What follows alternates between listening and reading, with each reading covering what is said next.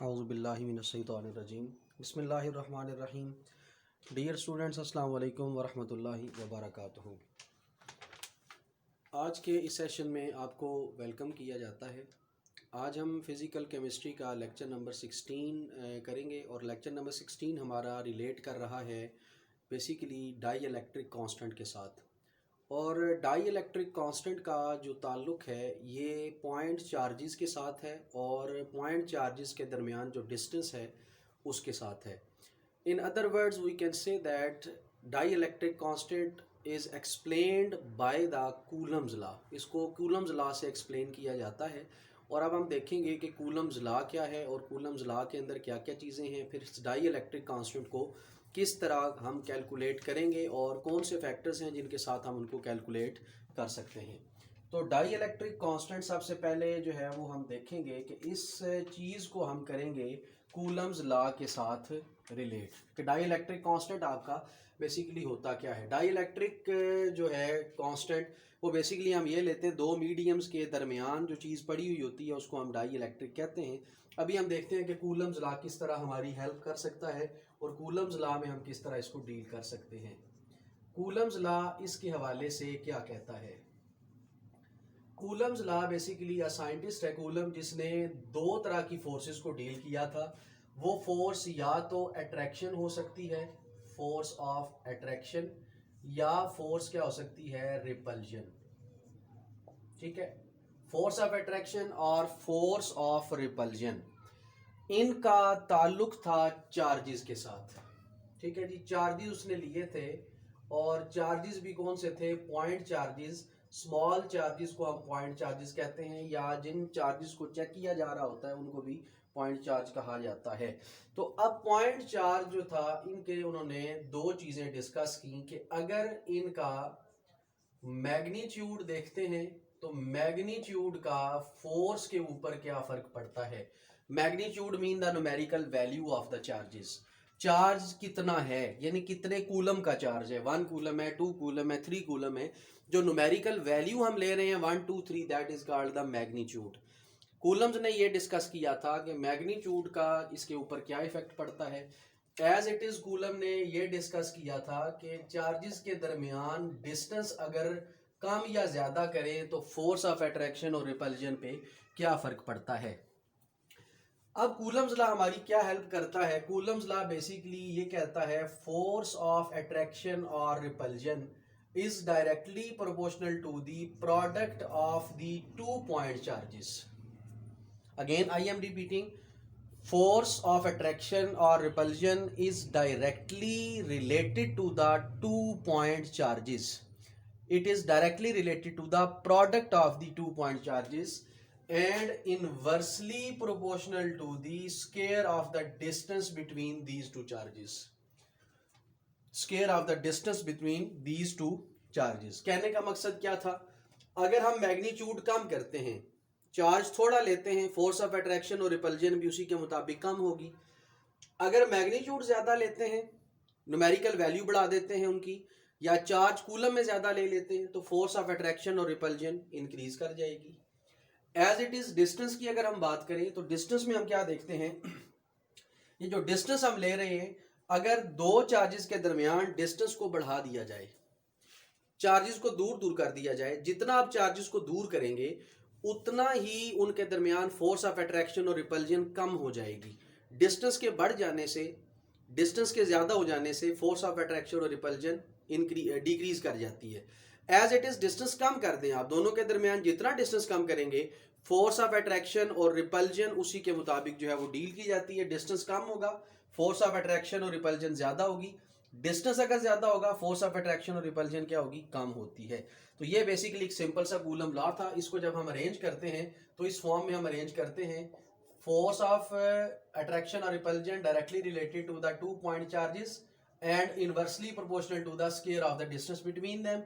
अब इसको कैसे लिखा जाता है, F इज इक्वल टू के Q1 Q2 over are square के साथ, Q1 Q2 over are square. तो अब यहाँ पे हम जो है वो के की वैल्यू जो है वो पुट करेंगे। अब के की वैल्यू क्या है, के is the constant, coulomb constant भी कहा जाता है, परमिटिविटी ऑफ फ्री स्पेस भी कहा जाता है। तो के का जो आंसर है या जो के की वैल्यू है वो होती है 1/4 pi epsilon naught. Epsilon naught ये इसकी जो है वो वैल्यू होती है। और epsilon naught it is called the dielectric constant और permittivity of the free space. जब वैल्यू पुट करेंगे तो ये आपका आंसर क्या बनेगा कि एक ही जगह पे 1 यानी Q1 Q2 ओवर ये वैल्यू डिवाइड हो रही है 4 pi epsilon naught r square हो जाएगा। ये आपका जो है वो कूलम फोर्स का रिलेशन बन जाता है। लेकिन इसमें हम क्या देखते हैं, ये Q1 क्या है, Q1 is the point charge number 1, यानी Q1 जो है ये Q2 बेसिकली क्या है, पॉइंट चार्जेस हैं।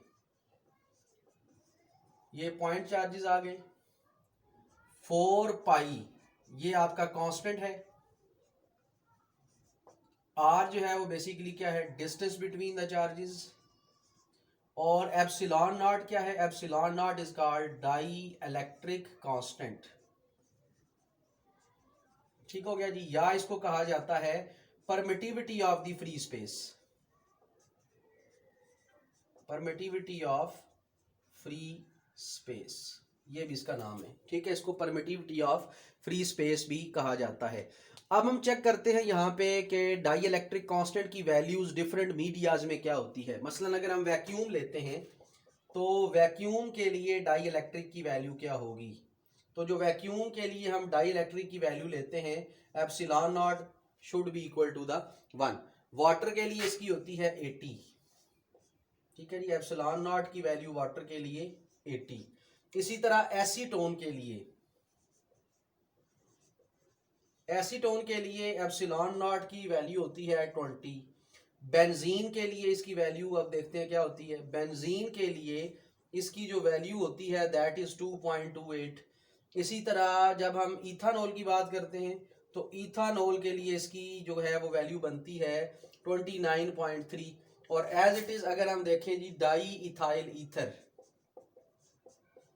डाई इथाइल ईथर के लिए जो परमिटिविटी ऑफ फ्री स्पेस है वो है 4.3। ठीक हो गया जी। अब अगर हम यहाँ पे एक चीज और भी डील करें, दो तरह के मॉलिक्यूल हम लेते हैं, पोलर और नॉन पोलर। ठीक है जी, एक होता है नॉन पोलर और एक होते हैं पोलर। ये दो तरह के मॉलिक्यूल्स हैं जो कि कोवलेंट बॉन्डिंग जो है वो बना के या तो पोलर इन नेचर होते हैं या वो non polar in nature deal किए जाते हैं। तो जो आपके नॉन पोलर हैं जिनके दरमियान इलेक्ट्रोनेगेटिविटी डिफरेंस ना होने के बराबर होता है, मसलन आप ले लेते हैं इसमें बेंजीन ले लेते हैं, आप इसमें CCl4 ले लेते हैं, उसके अलावा आप इसमें साइक्लोहेक्सेन ले लेते हैं, एसीटोन ले लेते हैं, साइक्लोहेक्सेन ये ले लेते हैं, एसीटोन ले लेते हैं। ठीक है, या इसमें आप जो है वो एक और मॉलिक्यूल है कर सकते हैं, नाइट्रोबेंजीन कर सकते हैं आप। ठीक है, ये नाइट्रोबेंजीन है, बेंजीन का स्ट्रक्चर, और ये आपका क्या आएगा, नाइट्रोबेंजीन। ठीक है जी। तो आप ये मॉलिक्यूल जो यहाँ पे 5 मेंशन किए गए हैं, because these are non polar molecules. Benzene is non polar, CCl4 carbon tetrachloride is also non polar, cyclohexane it is also non polar, acetone it is also non polar, और NO2 जो nitro group लगा हुआ है benzene के ऊपर, ये nitrobenzene it is also a non polar compound. जब हम इनका डाई इलेक्ट्रिक कांस्टेंट चेक करते हैं नॉन पोलर का, तो इनका जो डाई इलेक्ट्रिक कांस्टेंट होता है ये बहुत लो वैल्यू लेके आता है, इसकी वैल्यू कम होती है। तो अब हम जब पोलर की बात करते हैं, पोलर में कौन कौन से मॉलिक्यूल आते हैं, पोलर में आपका आ जाएगा वाटर आ जाता है। ठीक है, पोलर आपका अल्कोहल आपकी पोलर में जो है वो शुमार की जाती है। और उसके अलावा अगर हम देखें, चले दो ही ले लेते हैं, वाटर ले लें, आप अल्कोहल ले लें, वाटर अल्कोहल, ये सारे जो है वो आपके क्या माने जाएंगे, पोलर माने जाएंगे। ठीक है जी। ये जब आप इनको पोलर डील करते हैं तो इनकी वैल्यू जो है वो हाई होती है। ठीक है, बल्कि एक और काम हम यहाँ पे गड़बड़ कर गए, यहाँ पे सॉरी, एसीटोन जो है CH3 C double bond O CH3 ये आपका पोलर है। ठीक है, ये आपका पोलर है, और नाइट्रोबेंजीन भी आपका पोलर है। इलेक्ट्रोनेगेटिविटी डिफरेंस इनके दरमियान है और साथ ही ऑक्सीजन भी आ रही है, तो ये पोलर आपके जो है वो कंसीडर होंगे। ठीक है, तो ये बेसिकली आपके जो है वाटर हो गया, अल्कोहल हो गया, उसके बाद एसीटोन हो गया और आपका नाइट्रोबेंजीन हो गया। तो इनमें जब हम ये डील करते हैं वाटर, एसीटोन और आपका ये नाइट्रोबेंजीन, ठीक है जी, ये तीन आपके नॉन पोलर यहाँ पे मैंने मेंशन किए हैं, बेंजीन, कार्बन टेट्राक्लोराइड और साइक्लोहेक्सेन, और बाकी जो तीन मेंशन किए एसीटोन, नाइट्रोबेंजीन, वाटर और अल्कोहल, चार मेंशन किए, ये पोलर हैं।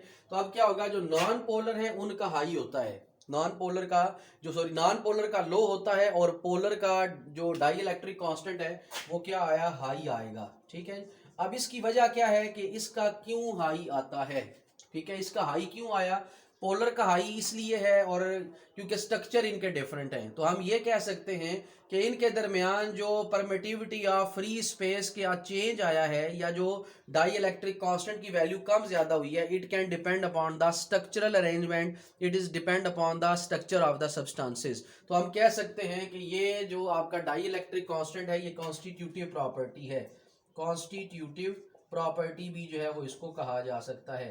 तो आपका डाई इलेक्ट्रिक कांस्टेंट क्या है, कॉन्स्टिट्यूटिव प्रॉपर्टी में शुमार होता है। ठीक हो गया जी, तो ये आपका एक आ जाएगा। अब हम इसको करेंगे कैलकुलेट, मैयर करेंगे कि डाई इलेक्ट्रिक कांस्टेंट को मैयर कैसे किया जाता है।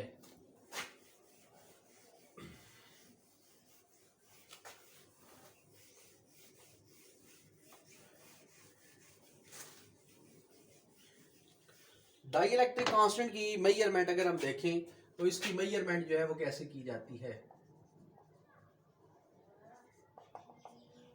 मेजरमेंट करने के लिए हम क्या करेंगे, इसकी मेजरमेंट जो है वो डिटरमिन की जाती है कैपेसिटेंस के जरिए। ठीक है जी, it is determined by the measurement of the capacitance, determined bye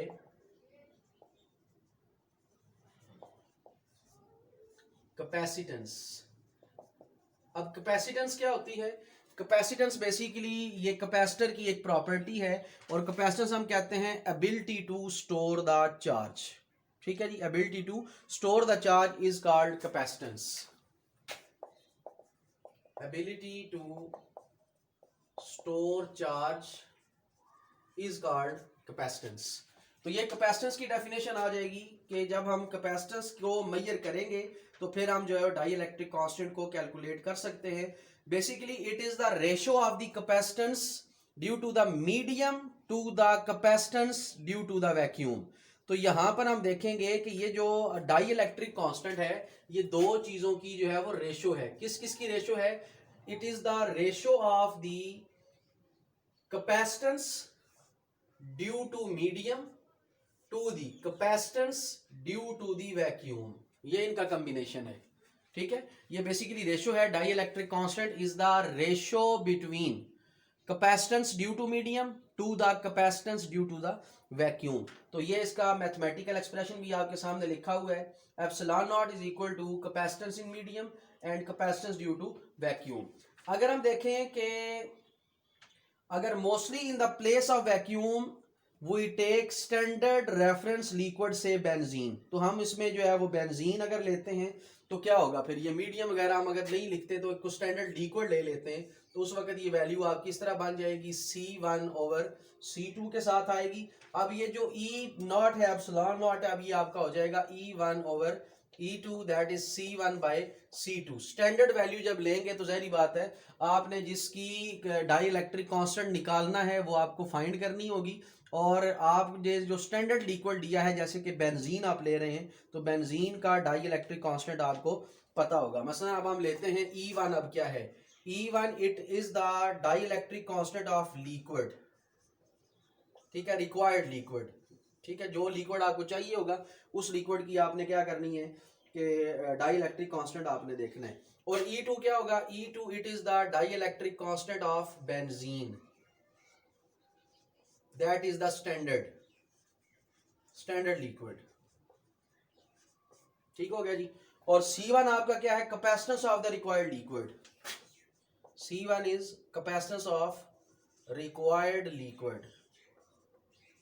और C2 क्या है, C2 is the capacitance of the standard liquid, या कैपेसिटेंस ऑफ द बेंजीन, या स्टैंडर्ड लिक्विड।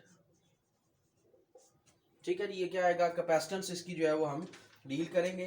तो ये आपका लेक्चर नंबर जो है वो 16 बनता है डाई इलेक्ट्रिक कांस्टेंट का। तो इसके बाद जो है वो हम लेक्चर नंबर 17 की तरफ जाते हैं। तो ये वीडियो जो है वो अब आपको इतनी ही जो है वो हम भेजेंगे। उसके बाद जो है वो नेक्स्ट वीडियो का वेट करें, जिसमें आपको लेक्चर नंबर 17 डाईपोल मूवमेंट जो है वो डील करके बताया जाएगा। आज के लिए इतना ही। अल्लाह हाफिज़। अस्सलाम वालेकुम वरहमतुल्लाहि वबरकातुहू।